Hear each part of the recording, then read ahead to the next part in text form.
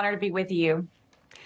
Thank you. Now, you've served in the same delegation as House Speaker Mike Johnson. So what will Speaker Johnson's term look like? Can he succeed in uniting the Republican Party where former Speaker Kevin McCarthy couldn't? I believe he absolutely can. I know Mike Johnson to be a man of integrity, of great faith, which means that he treats people with dignity and respect. I think he has a unique way of uniting the Republican caucus so that we continue our good work and move forward united. Hey, Congresswoman, let me ask you this. So America, we've been talking about it, that we're dealing with this massive border crisis. Then you look at the increasing number of terrorist suspects coming through the southern border with the administration and a Democrat Senate. Can the United States really secure the border and keep terrorism from using this as a port of entry? Again, you have President Biden's policies, and then you have a Democrat Senate. So what can we really do?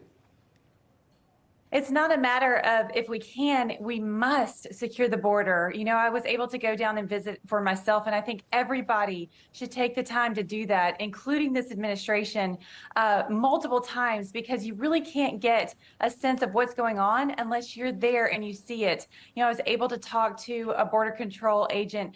She was a single mom just like me. My heart breaks for her as she deals with burnout. I mean, we have massive numbers of people coming across.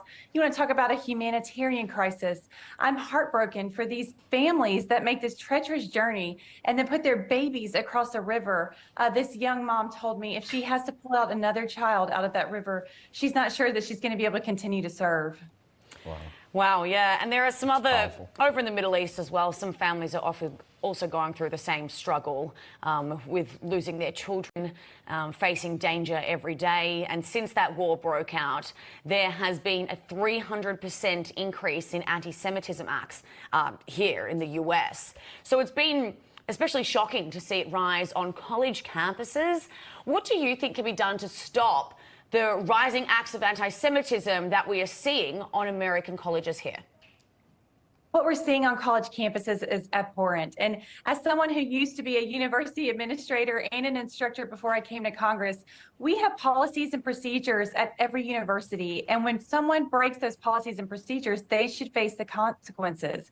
And so this is really up to the administration to put their foot down and say enough is enough.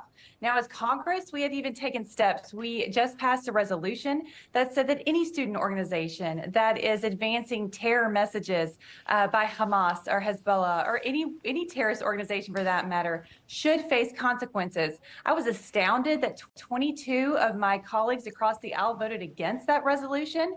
That is absolutely wrong in my eyes. We need to make a stand. We need our university administrators and our professors to say we absolutely have no place for hate on our college campuses.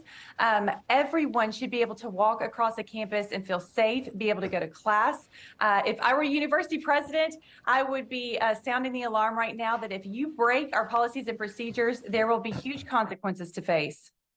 Yeah, I think you're absolutely right, Congresswoman, and there's no question that a lot of universities get federal funding, others get state funding, so there are certainly things that the states and the federal government can do because there's no place in our society for anyone to be supporting terrorism, that's for sure. But Congresswoman Julia Letlow, thank you very much. We appreciate your input this morning.